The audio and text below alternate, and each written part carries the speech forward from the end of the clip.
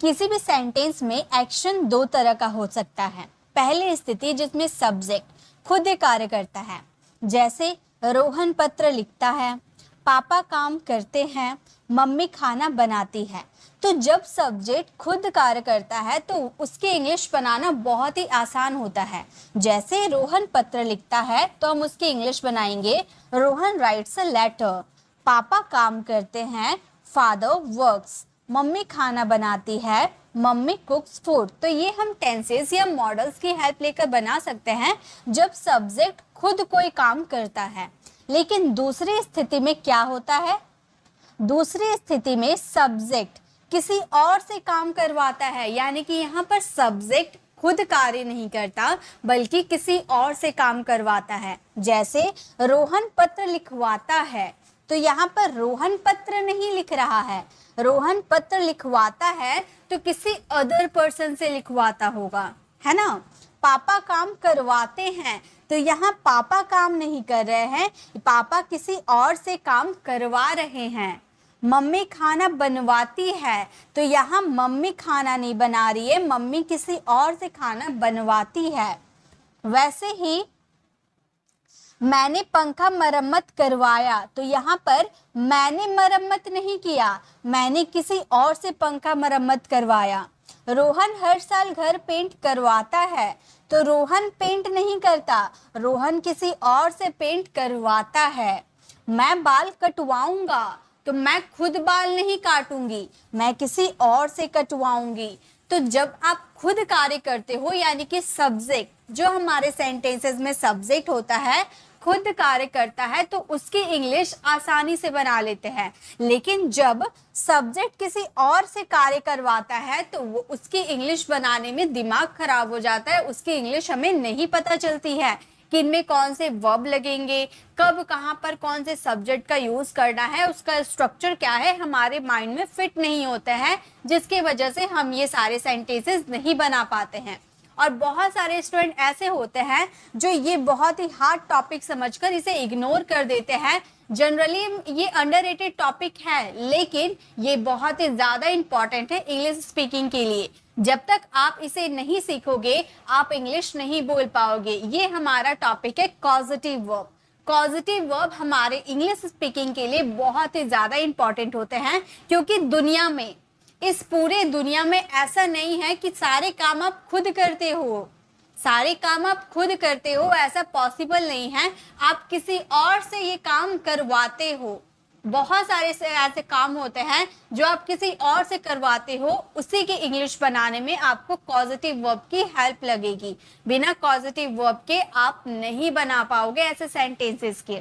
ठीक है, देखिए यहाँ पे आप देख सकते हैं, लिखना का हमें पता है कि लिखना को हम राइट बोलते हैं, लेकिन लिखवाने की इंग्लिश आपको डिक्शनरी में नहीं मिलेगी। ठीक है, करना को हम बोलते हैं डू, लेकिन करवाना का हमें नहीं पता। बोलना को बोलते हैं स्पीक, लेकिन बुलवाना हमें नहीं पता। बनाना मतलब मेक, बनवाना ये भी हम नहीं जानते। तो आज हम इस वीडियो में सीखने वाले हैं कि लिखवाना, करवाना, बुलवाना, बनवाना, यानी किसी और से कोई काम करवाना, कैसे कोई काम करवाएंगे और उसकी इंग्लिश कैसे बनवाएंगे, ये आज हम आज की इस वीडियो में सीखने वाले हैं। वीडियो बहुत ही ज़्यादा इंपॉर्टेंट है, इंग्लिश ग्रामर का एक मेन टॉपिक है। ये थोड़ा हार्ड है, लेकिन अगर आप ध्यान देकर इस वीडियो को पूरा देखते हो तो ये मेरी गारंटी है कि ये टॉपिक आपको पानी की तरह साफ हो जाएंगे। 100% आपको समझ में आ जाएगा अगर आपने एक एक बातों को मेरे ध्यान से सुना, विदाउट स्किप किए आप ध्यान से सुने। मेरी गारंटी है कि आप सीख जाओगे। ओके, चलिए तो सबसे पहले यहाँ पर देखिए, कुछ करने की, आज हम इस वीडियो में बात करने वाले कुछ करने की नहीं बल्कि कुछ करवाने की इंग्लिश। कुछ करने यानी कि सब्जेक्ट कुछ करेगा, उसकी इंग्लिश तो हम जानते हैं, तो वो हम नहीं सीखेंगे। हम आज सीखेंगे कुछ करवाने की इंग्लिश। देखिए, जब आप कोई काम किसी अदर पर्सन से, जब सब्जेक्ट खुद कार्य करता है उसे आप टेंसेस या मॉडल्स की हेल्प लेकर बना लोगे। लेकिन जब सब्जेक्ट किसी और से कार्य करवाता है तो उसमें जो वर्ब लगते हैं उस वर्ब को बोला जाता है कॉजेटिव वर्ब, यानी कि प्रेरणार्थक क्रिया। ठीक है, मैंने क्या बोला, जब सब्जेक्ट किसी और से कार्य करवाता है और तो उसमें जो सेंटेंसेस बनाते हैं उनमें जो वर्ब की जरूरत पड़ती है उसे हम बोलते हैं कॉजेटिव वर्ब। और जो सेंटेंसेस हम इंग्लिश में बोलते हैं किसी करवाने की इंग्लिश वाली, उसे हम कहते हैं कॉजेटिव सेंटेंसेस यानी कि प्रेरणार्थक वाक्य। तो आज हम कॉजेटिव सेंटेंसेस और कॉजेटिव वर्ब सीखने वाले हैं। ओके, चलिए नेक्स्ट, कॉजेटिव वर्ब क्या है इसकी बेसिक नॉलेज मैं आपको बता देती हूँ। कॉजेटिव वर्ब में सब्जेक्ट जो होता है वो खुद ही एक्शन या वर्क नहीं करता है। फॉर एग्जाम्पल, मैं रिया से खाना बनवाती हूँ, तो मैं यहाँ पर खाना नहीं बना रही हूँ, मैं किससे बनवाती हूँ, रिया से। तो यहाँ काम कौन कर रहा है, रिया कर रही है। यहाँ पे काम मैं नहीं, यहाँ पर काम रिया कर रही है, लेकिन खाना बनाने का कॉज, कारण कौन है, मैं हूँ। मैंने रिया को खाना बनाने के लिए बोला, तभी तो रिया खाना बना रही है। मान लो ये मैं हूँ और ये रिया है। मैंने रिया को ऑर्डर दिया कि तुम खाना बनाओ, तो यहाँ पर खाना बनाने का काम किसने दिया, मैंने दिया रिया को। तो खाना बनाने का कारण, कॉज मैं हूँ, लेकिन काम वो कर रही है रिया। इसे ही हम कॉजेटिव वर्ब कहते हैं। ठीक है, यानी कि काम करने का कारण सब्जेक्ट होता है, लेकिन काम अदर पर्सन करता है। ठीक है, वैसे ही अगर आपको बोलना हो मैं रविवार को बाल कटवाऊंगा, तो यहाँ पर आप खुद बाल काट रहे हो क्या, ये लड़की खुद ही बाल काट रही है, नहीं, ये इससे बाल कटवा रही है। तो ये भी क्या है, हमारे कॉजेटिव वर्ब है। ठीक है, बाल काटने का काम इसी ने इसे दिया था, लेकिन काट दूसरा पर्सन रहा है, पहला पर्सन काट नहीं रहा है। ठीक है, अब चलिए कॉजेटिव वर्ब को समझने से पहले उसकी बेसिक चीजों को, उसके स्ट्रक्चर्स को सीख लेना होगा। कॉजेटिव वर्ब के दो स्ट्रक्चर्स, यानी कि आप ऐसे समझ सकते हो, पॉजिटिव वर्ब के दो पार्ट्स होते हैं। पहला पार्ट्स को बोला जाता है active causative verb and second part को बोला जाता है passive causative verb. Active causative verb, passive causative verb. ये एक्टिव पैसिव क्या है, किस तो सबसे पहले एक्टिव कॉजेटिव वर्ब, किसी सेंटेंस में जब काम करने वाला व्यक्ति यानी कि डूअर पर्सन जो कार्य करता है ज्यादा महत्वपूर्ण यानी कि इंपॉर्टेंट होता है, यानी जब काम करने वाले व्यक्ति पे जोर दिया जाता है, उसे एक्टिव कॉजेटिव वर्ब कहते हैं। यानी कि कॉजेटिव वर्ब में भी दो तरह के सेंटेंसेस आते हैं, एक्टिव, पैसिव। एक्टिव में कैसे सेंटेंसेस आएंगे, जिसमें जैसे आपका एग्जांपल है, मैंने रोहन से काम करवाया, तो मैंने किससे काम करवाया, रोहन से। तो हमारा सारा ध्यान, हमारा सारा फोकस किस पे रहेगा, रोहन पे रहेगा। तो ऐसे सेंटेंसेस जिसमें सब्जेक्ट जिससे काम करवा रहा है उस व्यक्ति पे ज्यादा ध्यान दिया जाता है, उस व्यक्ति को हीरो बना दिया जाता है, वो व्यक्ति हमारे लिए इंपॉर्टेंट होता है, वैसे वाले को हम एक्टिव कॉजेटिव वर्ब कहते हैं। तो पैसिव किसे बोलते हैं वो भी देखिए। पैसिव पॉजिटिव वर्ब की बात करोगे जब किसी सेंटेंस में वर्क यानी कि एक्शन मतलब काम, जो भी सेंटेंसेस में काम हो रहा है वो चीज जिस पर वो काम कर रहा है, यानी कि जिसे आपने ये काम दिया है ना, वो जिस पर काम कर रहा है वो ज्यादा इंपॉर्टेंट होता है, उसके बारे में पहले बता दिया गया होता है, उसे पैसिव पॉजिटिव वर्ब कहते हैं। एग्जाम्पल, मैंने काम करवाया, लेकिन मैंने किससे काम करवाया, यहाँ पे सेंटेंस है मैंने काम करवाया, लेकिन मैंने किससे करवाया, मैंने उसका नाम लिखा क्या, नहीं, इस पे काम पे ज्यादा फोकस दिया जा रहा, मैंने काम करवाया। जैसे मैंने खाना बनवाया, तो मैंने किससे खाना बनवाया वो मैटर नहीं करता, लेकिन मैंने क्या करवाया, खाना बनाने का काम करवाया। तो यहाँ ज्यादा ध्यान, पैसिव कॉजेटिव में ज्यादा हमारा ध्यान, ज्यादा इंपॉर्टेंट हमारा वो काम रहता है जो हम काम करवाते हैं। कौन करता है कौन नहीं करता है हमें उससे कोई मतलब नहीं है, लेकिन क्या काम हो रहा है, क्या काम हुआ है, वो हमारे लिए इंपॉर्टेंट होता है, वो हमारे पैसिव कॉजेटिव वर्ब होते हैं। ठीक है, तो आई होप आपको ये समझ में आ गया होगा एक्टिव कॉजेटिव वर्ब और पैसिव कॉजेटिव वर्ब क्या होते हैं। तो चलिए अब इसके आगे हम बढ़ते हैं। तो active causative verb, passive causative verb देख लीजिए। एक्टिव कॉजेटिव वर्ब में मेक, गेट, हैव, लेट और हेल्प आते हैं, और इसमें हमेशा आपकी आती है वर्ब की फोर्थ फॉर्म, यानी कि हमेशा इसमें क्या यूज होगा, वर्ब की फोर्थ फॉर्म। और पैसिव कॉजेटिव वर्ब में सिर्फ दो कॉजेटिव वर्ब आते हैं, गेट और हैव, और इसमें आते हैं वर्ब की थर्ड फॉर्म। ठीक है, जैसे कि पैसिव से ही आपको समझ में आ गया, पैसिव सेंटेंसेस यानी कि वर्ब की थर्ड फॉर्म। ठीक है, अब देखिए यहाँ पे आप लेट और हेल्प को काफी इजी तरीके से समझ जाओगे, क्योंकि लेट और हेल्प को जनरली स्टूडेंट बहुत ही इजी टॉपिक समझते हैं, और ये इजी है भी। ज्यादा हार्ड क्या है, मेक, गेट और हैव, ये तीनों बहुत हार्ड है, क्योंकि दोनों का हिंदी मीनिंग बिल्कुल सेम होता है, लेकिन बनाने का तरीका अलग होता है। चलिए, तो स्टार्ट हम करते हैं मेक से। सबसे पहले make as a normal verb, make का अगर नॉर्मल मीनिंग हम निकाले तो उसका मतलब क्या होता है, बनाना। मेक तो एक वर्ब है जिसका हिंदी मीनिंग होता है बनाना, कोई चीज बनाना। मेक प्लस वर्ब यानी कि बनाना, मेक क्या है, वर्ब है बनाने का सेंस में, लेकिन हम आज की इस वीडियो में बनाना नहीं बल्कि कराना या करवाने के सेंस में मेक का यूज करेंगे। एज अ कॉजेटिव वर्ब के रूप में जब आप मेक का यूज करोगे तो उसका हिंदी मीनिंग बनाना नहीं कराना या करवाना आ जाएगा। जैसे हंसना यानी कि टू लाफ, हंसाना मेक लाफ, दौड़ना यानी कि टू रन, दौड़ाना यानी कि मेक रन, रोना यानी कि टू वीप, रुलाना यानी कि मेक वीप। यानी कि किसी और से जब आप काम करवाओगे तो मेक का यूज करके वो सेंटेंसेस को आप कंप्लीट करोगे। तो यहाँ पे आप कोई काम करवाने के सेंस में मेक का यूज कर रहे हो, ना कि बनाने के सेंस में। ओके, चलिए अब आ जाते हैं इसके रूल पे।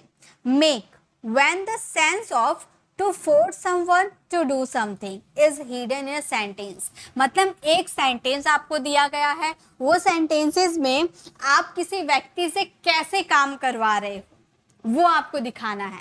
तो मान लो मेक बोलता है कि जब आप किसी से काम करवाओगे तो फोर्स देकर करवाना तभी मैं लगूंगा, यानी कि मेक जहां पे लगाओगे इसका मतलब आप समझ जाना कि वो सेंटेंसेस में फोर्स देकर आप कोई काम करवा रहे हो।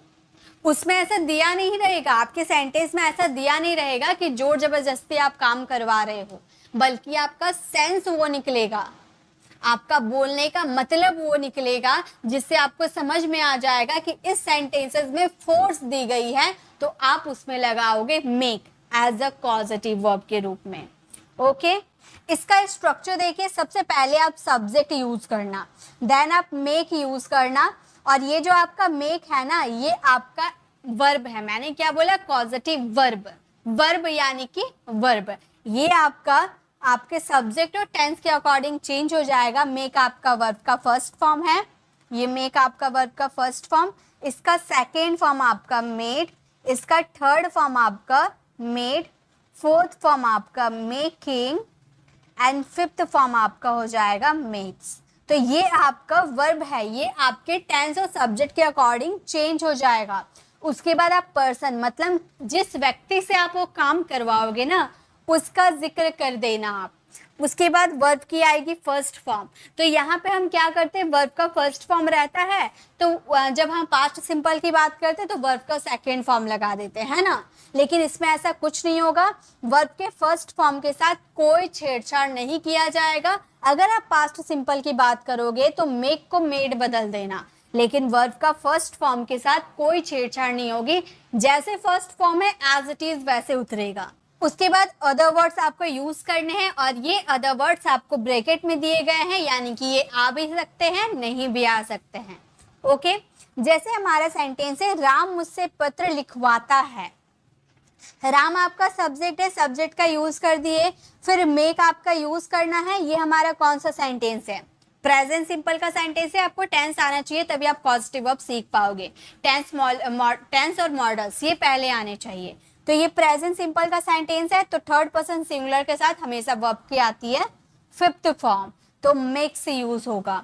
उसके बाद पर्सन किससे, मुझसे, मुझसे यानी कि मी, और क्या, लिखवाना काम हो रहा, वर्ब का फर्स्ट फॉर्म, इसके साथ कोई छेड़छाड़ नहीं होगी, राइट।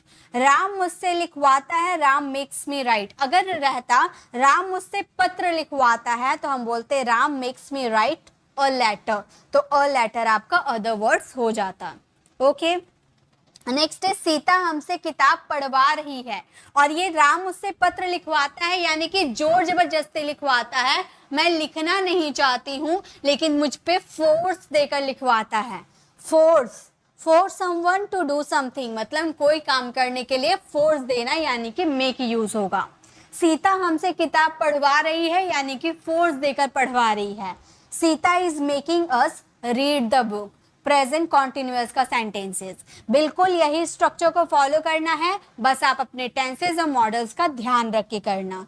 ओके, नेक्स्ट है मेरी मम्मी रोज मुझसे खाना बनवाती है। My mom makes me cook food every day, my mom makes me cook food every day. तुम मुझसे पैसे खर्च करवाओगे, फ्यूचर का sentence, you will make me spend the money, you will make me spend the money, present simple का sentence. ये सारे force देकर आप फ्यूचर सिंपल का सेंटेंस, ये सारे आप फोर्स देकर कोई काम करवा रहे हो। वह मुझे भिजवा रही है, continuous, present continuous. She is making me go, she is making me go. Next है तुम मुझसे अपना होमवर्क लिखवा रहे हो, you are making me write your homework, you are making me write your homework, present continuous का sentence.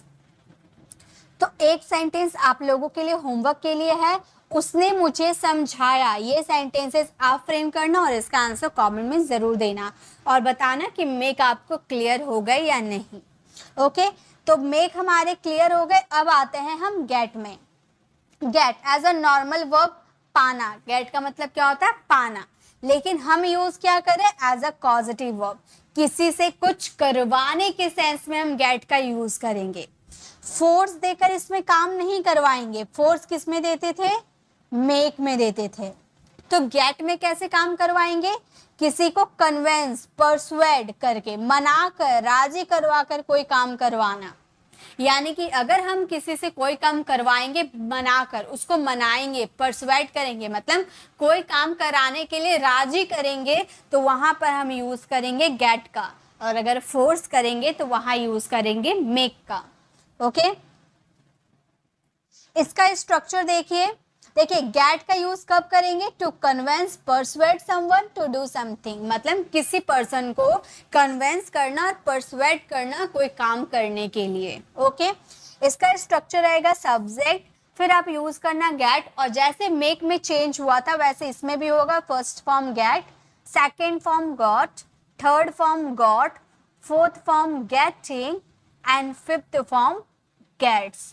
ये आपका वर्ब चेंज हो जाएगा, जो भी चेंजेस होगा इसमें होगा। ओके, उसके बाद आप इसमें भी पर्सन का यूज करना, जिससे आप काम करवाओगे उसका यूज करना इसमें। उसके बाद टू प्लस वर्ब का फर्स्ट फॉर्म का यूज करना, उसके बाद अदर वर्ड्स आएंगे, और अदर वर्ड्स भी आपके आएंगे, तो अदर वर्ड्स क्या है, ऑप्शनल में है, आ भी सकते हैं, नहीं भी आएंगे।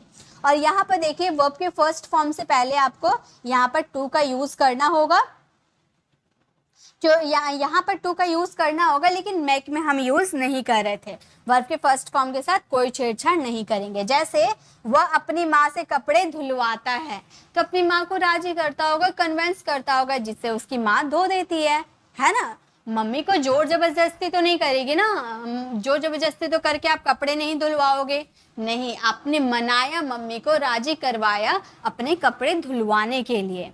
तो हम बोलेंगे अगर आप फोर्स देकर कोई काम करवाओगे, ठीक है, अगर ये काम फोर्स देकर आप करवाते तो आप बोलते he makes his mother wash clothes, मतलब वह अपनी माँ से कपड़े धुलवाता है, जोर जबरदस्ती वाला। लेकिन अगर कन्वेंस करके करवाओगे तो जस्ट एकदम सेम टू सेम क्वेश्चन रहेगा, मतलब आंसर रहेगा ही gets his mother to wash cloth. देखिए फर्क देखिए, यहाँ पर मैक्स लगाए, यहाँ गेट्स लगाए, यहाँ वर्ब के फर्स्ट फॉर्म से पहले टू का यूज नहीं था, लेकिन यहाँ पर टू का यूज है। ओके बस इतना ही फर्क है, बाकी सब बिल्कुल सेम है, बस मेक में फोर्स दोगे और गेट में कन्विंस करोगे। ओके तो ये आपको समझ में आ गया, गेट और मेक। आपने उसे मेरे से पिटवाया, अगर फोर्स देकर पिटवाते तो हम बोलते you made me beat him, और अगर आप कन्विंस करके करवाते, अगर कन्विंस करके आप मेरे से पिटवाते तो हम बोलते you got me to beat him. You got me to beat him past simple का सेंटेंस, वर्ब का सेकेंड फॉर्म यूज किए हैं। ओके वह मेरे से किताब पढ़वा रहा है, वह मेरे से किताब पढ़वा रहा है, present continuous. He is making me read the book, he is making me read the book, अगर फोर्स देकर करवाएंगे तब, अगर कन्विंस करके करवाएंगे तो बोलेंगे he is getting me to read the book, he is getting me to read the book. वैसे ही मैं तुमसे खाना पकवाता हूँ, ये सेंटेंसेस आप फ्रेम करना और इसका आंसर कमेंट में देना। यहाँ पे आप किसी को कन्विंस कर रहे, कोई काम करने के लिए कन्विंस कर रहे, यानी कि गेट का यूज होगा, और फोर्स के लिए मेक यूज होगा। तो ये दोनों समझ में आ गए। अब हम बढ़ते हैं हैव की तरफ। Have as a normal verb, helping verb के रूप में हैव का यूज करते हैं और मेन वर्ब के रूप में यूज करते हैं। हेल्पिंग वर्ब तो पता है सहायक क्रिया के रूप में, और मेन वर्ब ऑन या पोसेस यानी कि किसी चीज पे अपना अधिकार जताने के लिए हैव का यूज करते हैं। बट अभी हम यूज करेंगे एज अ पॉजिटिव वर्ब, किसी से कुछ करवाना। और कैसे करवाएंगे? असाइन, रिस्पॉन्सिबिलिटी, किसी को कोई काम करना, सौंपना और जिम्मेदारी देकर उसे वो काम करवाना। यानी कि मेक में हम किसी से कोई काम करवाते थे जोर जबरदस्ती, फोर्स देकर, और गेट में हम करवाते थे कन्विंस करके, मतलब उसे मना कर, राजी करवा कर। और हैव में यूज करेंगे हम असाइन या रिस्पॉन्सिबिलिटी देकर, मतलब उसे कोई काम करने के लिए सौंप देंगे या उसे जिम्मेदारी दे देंगे कोई काम करने के लिए। जैसे मैंने मैकेनिक को टीवी रिपेयर करने के लिए दिया तो उसकी रिस्पॉन्सिबिलिटी मैंने दे दिया कि भाई तुम्ही को ठीक करके तुम्ही को वापस करना है, तो मैंने उसे जिम्मेदारी दे दिया। तो जिम्मेदारी दे दिया यानी कि हैव का यूज करेंगे। ओके हैव का यूज करेंगे to assign someone to do something, to give someone responsibility to do something. Assign करो या रिस्पॉन्सिबिलिटी दो, हैव को यूज करना होगा। स्ट्रक्चर देखिए, सब्जेक्ट हैव, यहाँ भी हैव आपका बदल जाएगा, सेकेंड फॉर्म हैड हो जाएगा, थर्ड फॉर्म भी had, fourth form having and fifth form हो जाएंगे has. Okay fifth form has. उसके बाद आप पर्सन यूज करना, वर्ब की फर्स्ट फॉर्म, अदर वर्ड्स अगर होंगे तो। और यहाँ टू का यूज नहीं होता, मेक में टू का यूज नहीं होता है, हैव में टू का यूज नहीं होता है, और गेट में होता है। मैंने मैकेनिक से अपना पंखा रिपेयर करवाया, यानी कि मैंने उसे सौंप दिया था, है ना। तो मैंने, अगर मैं उसे कन्विंस करके करवाती, मान लो मेरा फ्रेंड रहता है, मैं उसे मनाकर फ्री में काम करवाती, तो मैं बोलती I got a mechanic to repair my fan. लेकिन अगर मैंने उसे रिस्पॉन्सिबिलिटी दे दिया, मेरा दोस्त ने ये रिस्पॉन्सिबिलिटी दे दिया, पैसा दे दिया कि भाई तुम्ही को ठीक करके आज शाम को लौटाने हैं, तो मैं बोलती I had a mechanic repair my fan. I had a mechanic repair my fan. Had आपका वर्ब का सेकेंड फॉर्म यूज हुआ है, यहाँ रिपेयर से पहले टू यूज हुआ था, लेकिन यहाँ यूज नहीं होगा। ओके वह मुझसे खाना पकवाता है, तो राजी करके अगर पकवाता होगा तो बोलेंगे he gets me to cook the food, he gets me to cook the food. अगर वो असाइन करेगा रिस्पॉन्सिबिलिटी, जैसे मैं नौकर रहती, वो मुझसे खाना बनवाता, तो बोलता he has me cook the food, मतलब उसने मुझसे खाना, वो मुझसे खाना पकवाता है। यहाँ फिफ्थ फॉर्म का यूज किए हैं। ओके मैं किसी अच्छे डॉक्टर से इस बीमारी का इलाज करवाऊंगा, यानी कि उसे मैं इलाज करने के लिए सौंप दूंगा, है ना। तो मैं बोलूंगी आई विल हैव। यहाँ पर विल हैव समझ के ये प्रेजेंट फ्यूचर परफेक्ट में मत जाइएगा, ठीक है। ये आपका फ्यूचर सिंपल है विल, और ये आपका कॉजेटिव वर्ब है, ठीक है। कॉजेटिव वर्ब का first form. I will have a good doctor treat this disease, या फिर अगर गेट का यूज करते I will get a good doctor to treat this disease. Okay next, अब है वो मुझसे काम करवाती है, ये सेंटेंसेस आप फ्रेम करना। रिस्पॉन्सिबिलिटी देकर असाइन करके कोई काम करवाती है, उसकी इंग्लिश कैसे बनानी है वो आप बनाकर इसका आंसर कमेंट में देना। अब है हमारा लेट। लेट का यूज करेंगे to allow, permit someone to do something, यानी कि किसी पर्सन को कोई काम करने के लिए अनुमति दे देना, ठीक है, उसमें लेट का यूज करेंगे। सब्जेक्ट, यहाँ भी लेट आपका चेंज हो जाएगा, लेट आपका फर्स्ट फॉर्म है, सेकेंड फॉर्म भी लेट, थर्ड फॉर्म भी let, fourth form letting and fifth form lets. Okay, person verb का फर्स्ट फॉर्म अदर वर्ड्स। दादाजी मुझे खेलने देते हैं, यानी कि अलाउ करते हैं खेलने के लिए, तो बोलेंगे grandfather let's me play, singular है इसीलिए वर्ब का फिफ्थ फॉर्म। मम्मी ने मुझे उनसे बात करने दिया, मम्मी ने मुझे उससे बात करने दी, mummy let me talk to him, mummy let me talk to him. मैं तुम्हें उससे मिलने दे सकता हूँ, I can let you meet him, I can let you meet him, let verb का फर्स्ट फॉर्म के रूप में यूज हुआ है। हमें उसे जाने नहीं देना चाहिए था, we should not have let her go, we should not have let her go. मैं तुम्हें एक कंडीशन पे जाने दे सकता हूँ, ये सेंटेंसेस आप फ्रेम करना और इसका आंसर कमेंट में जरूर देना। यानी कि किसी को अलाउ करोगे, परमिट करोगे, मतलब अनुमति दोगे कोई काम करने के लिए, तो वहां पे लेट का यूज करना।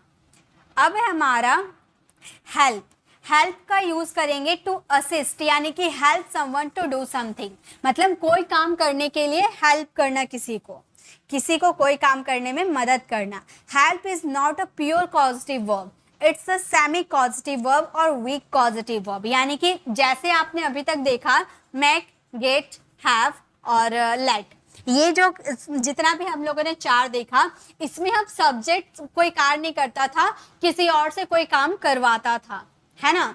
लेकिन यहाँ पे आपको क्या देखने को मिलेगा, इसमें जो सब्जेक्ट है वो किसी और पर्सन से काम करवाएगा, लेकिन वो काम करने में हेल्प खुद सब्जेक्ट ही करेगा। इसीलिए इसे प्योर कॉजेटिव वर्ब नहीं कहते हैं, क्योंकि सब्जेक्ट दूसरे व्यक्ति की हेल्प करता है। इसे हम सेमी कॉजेटिव वर्ब या वीक कॉजेटिव वर्ब कह सकते हैं। ओके, जैसे इससे सब्जेक्ट लगाएंगे सबसे पहले, फिर हेल्प, हेल्प आपका चेंज हो जाएगा। पर्सन, इसमें टू का यूज आप कर भी सकते हो, नहीं भी कर सकते हो, एज योर चॉइस। वर्ब की फर्स्ट फॉर्म अदर वर्ड्स, जैसे मैं अंग्रेजी सीखने में आपकी मदद करती हूँ, तो यहाँ अंग्रेजी आप सीख रहे हो लेकिन मैं आपकी मदद करती हूँ, तो हम बोलेंगे I help you to learn English. To हमने यूज किया, अगर टू यूज नहीं करेंगे तो बोलेंगे I help you learn English. तो टू यूज करो या ना करो वो आपकी चॉइस है, ठीक है। उसने बैग उठाने में मेरी मदद की, he helped me carry the bag, या फिर he helped me to carry the bag. Okay, एक सेंटेंस आपके लिए है, मैं नाश्ता बनाने में आपकी मदद करूंगा। ये सेंटेंसेस आप फ्रेम करना और इसका आंसर कमेंट में जरूर देना। नेक्स्ट चलिए देखते हैं। तो यहाँ पे हम बात कर लिए एक्टिव कॉजेटिव वर्ब की, अब हम बात करेंगे पैसिव कॉजेटिव वर्ब की। पैसिव एक्टिव कॉजेटिव वर्ब में 5 कॉजेटिव वर्ब थे जो हम लोगों ने क्लियर कर लिए। Passive causative, we mostly use two causative verbs in a passive structure. Passive में सिर्फ 2 ही verb आते हैं, get and have can be used interchangeably। मतलब देखिए, इसका मतलब हुआ get या have जो ऐसा word है जिसको आप चेंज कर सकते हो। get का मतलब क्या था, किसी को मनाकर कोई काम करवाना, have का मतलब असाइन करके कोई काम करवाना, लेकिन दोनों में सेम सेंटेंसेस आते हैं। वर्ब का फर्स्ट फॉर्म एक्टिव में लगता था, इसे हम चेंज करके वर्ब का थर्ड फॉर्म में बदल देंगे। इसका स्ट्रक्चर सब्जेक्ट, आप इसमें यूज करो गेट या हैव, वो आपके अकॉर्डिंग लगेगा। उसके बाद यहाँ पे पर्सन का जिक्र नहीं करेंगे, क्योंकि पैसिव में पर्सन पे हम ध्यान नहीं देते हैं, हम काम पे ध्यान देते हैं, तो वो काम को यहाँ जिक्र करेंगे वर्ब की थर्ड फॉर्म। अगर आप पर्सन मेंशन करना चाहते हो तो बाय पर्सन कर देना, वरना नहीं करना, ठीक है। देखिए सेंटेंसेस कैसे आएंगे। पहले कोई चीज करवाना है किसी के द्वारा, राम पत्र लिखवाता है, तो मान लो राम मनाकर पत्र लिखवाता होगा, तो हम बोलेंगे Ram gets the letter written. यहाँ पर राम किससे लिखवाता है, डजंट मैटर, क्या लिखवाता है, पत्र, तो इस पे फोकस दिया जा रहा है, the letter. Ram gets the letter written. अगर वो असाइन रिस्पॉन्सिबिलिटी देकर करवाता होगा तो हम बोलेंगे Ram has the letter written. Ram has the letter written. Himani खाना खिलवा रही थी, यहाँ हिमानी नहीं खाना खा रही थी, खिलवा रही थी किसी और पर्सन से। तो अगर मना कर खिलवा रही होगी तो हम बोलेंगे Himani was getting the food eaten. क्या खिलवा रही थी? खाना, तो खाना पे फोकस दिया जा रहा। अगर असाइन करते कि भाई तुम ही लोग को खाना खिलवाना है उन गरीबों को, असाइन करते तो हैव का यूज करते, Himani was having the food eaten. Okay, next है राजेश घर बनवा चुका है। राजेश हैज गॉट होममेड, यहाँ पर हैज यूज किए क्योंकि चुका है, प्रेजेंट परफेक्ट का है और वर्ब की third form got. Rajesh had got homemade, made यहाँ पर बनवाना। ओके, बिल्ट का भी यूज कर सकते थे। अगर हैव का यूज करते तो बोलेंगे Ram has had homemade. Has आपका यहाँ पर प्रेजेंट परफेक्ट के लिए आया है और हैड आपका वर्ब की थर्ड फॉर्म के रूप में आया है। ठीक है, Rajesh has had homemade. Okay, next है तुमने तुम्हारी साइकिल ठीक करवाई। You got your bicycle repaired. क्या ठीक करवाई? बाईसाइकिल, यानी कि योर बाईसाइकिल। अगर असाइन करते तो हम बोलते you had your bicycle repaired. You had your bicycle repaired. अब है उसने खाना खिलवाया। अब यहाँ पर आपको बनाने हैं कन्वेंस करके खाना खिलवाया, एक बार आपको बनाने हैं और एक बार आपको असाइन करके खाना खिलवाना है। तो ये दो सेंटेंसेस आप फ्रेम करना और इसका आंसर कमेंट में जरूर देना। तो गाइस ये हमारी कॉजेटिव वर्ब है। अब देखिए एक बार में कॉजेटिव वर्ब आपको समझ में आ जाएगा ऐसा नहीं। अगर आपने ध्यान से मेरी प्रॉपर वीडियो को विदाउट स्किप किए एक अगर ध्यान से सीखा होगा ना तो आपको एक कॉजेटिव वर्ब समझ में आ गया होगा। अगर आपने जरा सा भी इधर उधर ध्यान दिया होगा तो बिलीव मी आपको हल्की सी डाउट आ गई होगी। कोई बात नहीं, डाउट क्लियर करने के लिए इसकी पीडीएफ फ्री ऑफ कॉस्ट आपको मेरे Telegram channel pre English classes पे मिल जाएगी। इसकी पीडीएफ मिल जाएगी तो आप इसे ध्यान से इसके फॉर्मूलाज, इसके सेंटेंसेस देखना और इसे प्रैक्टिस कर लेना। एंड मुझे पूरा यकीन है कि आपको कॉजेटिव वर्ब समझ में आ जाएंगे। सो आपको वीडियो कैसे लगे कमेंट में जरूर बताइएगा। अच्छी लगी तो लाइक कीजिएगा, अपने फ्रेंड सर्कल में जरूर शेयर कीजिएगा। और गाइस इसी तरह से अगर आप और भी कोई टॉपिक सीखना चाहते हैं जैसे कि मॉडल, टेंसेस, वर्ब की वीडियो चाहते हो तो लेफ्ट साइड क्लिक करके वर्ब वाली वीडियोस विजिट कर सकते हैं। सो मिलते हैं नेक्स्ट ऐसे इन्फॉर्मेटिव वीडियोस के साथ, तब तक के लिए कीप लर्निंग।